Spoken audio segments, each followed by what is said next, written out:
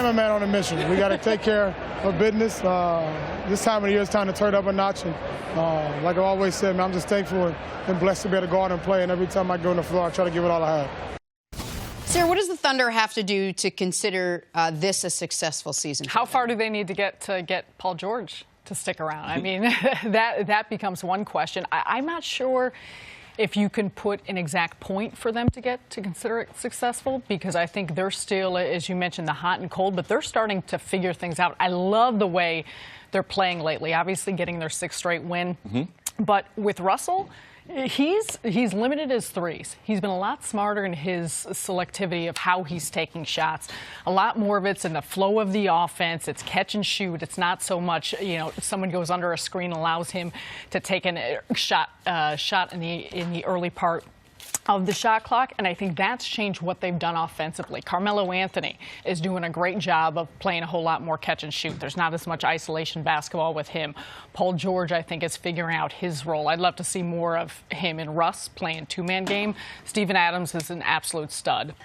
He's so integral to this team. And then the best basketball of his career. Without a doubt. And he's confident. He's used to what Russ wants. And then Corey Brewer has been a phenomenal addition, because the Andre Robertson loss, which I think was a huge one, and he is so underrated with what he... Corey Brewer's not quite as good of a defender, but he adds something on the offensive end. And they're 6-0 since he entered the starting lineup. Like, his winning streak coincide. Well, yes, they had a weaker part of their schedule, aside from this most recent game, but they're 6-0 since he entered the starting lineup.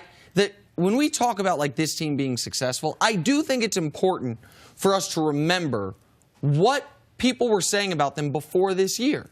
Because before this year, they were lumped into the same bucket as Houston. Harden and Westbrook, 2-1 and MVP last year. Right. They both add a player that I think most people rank somewhere between the 9th and 12th best player in the league, and Paul George and CP3. Now, I think people believed in Houston's bench more, but I think people believed in Oklahoma City's 3rd and 4th stars more, in Steven Adams and Carmelo Anthony. And I believe before this year that people were wondering, can Oklahoma City compete with Golden State? And just like people were wondering, can Houston compete with Golden State? Houston has answered that question resoundingly yes. Oklahoma City's question now is, can they get out of the first round?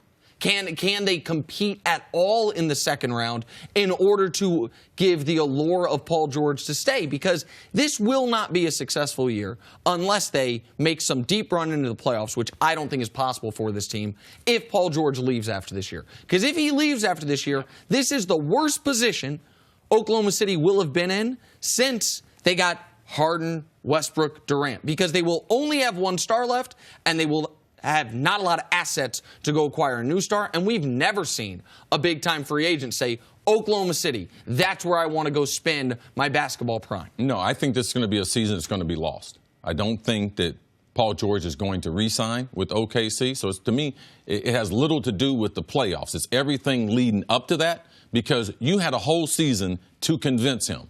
And if you think that one series or two series is going to change him, no, it's going to be the season that Paul George, and it was lost. After Russell's MVP season, they got him another superstar, and they still weren't able to elevate their game. I disagree with you as far as before the season. They couldn't have been in the same class as the Houston Rockets. Like, we had far more confidence in Chris Paul and James Harden than we would in OKC and their lack of other pieces before the season started.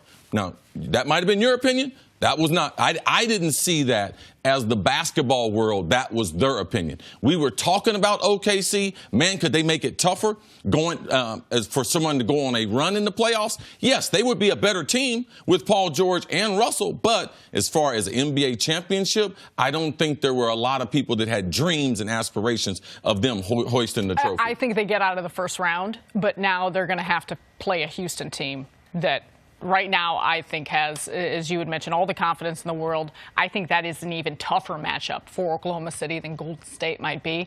And so I'm not convinced that Paul George doesn't stay. I think if they make a run in the second round, I think if they battle against Houston the way it's laying out, if they battle against them, that he may consider how it looks. But I think a big part of it has to do how they are playing, how he feels integrated into the system, and the value in which he sees that. How much? Go ahead. How much of? Go ahead. I was just going to say, in talking with people in Indiana often about all the time they spent watching him play there, I'm not convinced he doesn't enjoy the opportunity of being a number 2 guy. I'm not sure he wants to be the guy that has all the responsibility on his shoulders. How much of their success or lack of success this season is an indictment on Russ Westbrook? The tough thing about Russ is that when you look at the winning percentage, it's significantly better when he has triple doubles. But for as much as their offense is since December 1st, a top 10 offense, they, I believe, now are 29th in assist percentage, which is the amount of field goals that are assisted during a game. I think they're 26th in assists. So while he is a major factor in when they win, the way in which he facilitates how they score, to me it says a lot about the way an offense runs if you're not getting assists on a lot of your baskets. The only way Oklahoma City can beat great teams is if Russ is great. Now, I don't know that has to be the way they beat great teams, but Russ is not going to change his style of play. No. We know that. And that's a negative. That's not a positive. I agree. I enjoy watching it. I appreciate the effort. I appreciate the fact that he doesn't have a switch to flip. Do you think Russ will ever win an NBA title?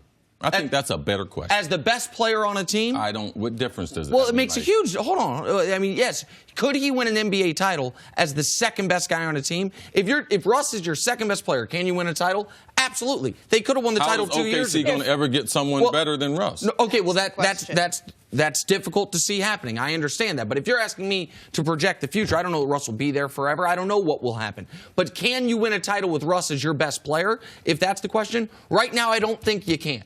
And that it's disappointing. And maybe that's about the era in which he plays, the era of the super team. Maybe in the early 2000s, you could have won a title with Russ as your best player. Right now, if you're relying on him, since Christmas Day, they've beaten 8 playoff teams. Russ has had to go 32, 9, and 12 in those average in those 8 games. The only way they can win with his usage rate the way it is if he does what he did last night.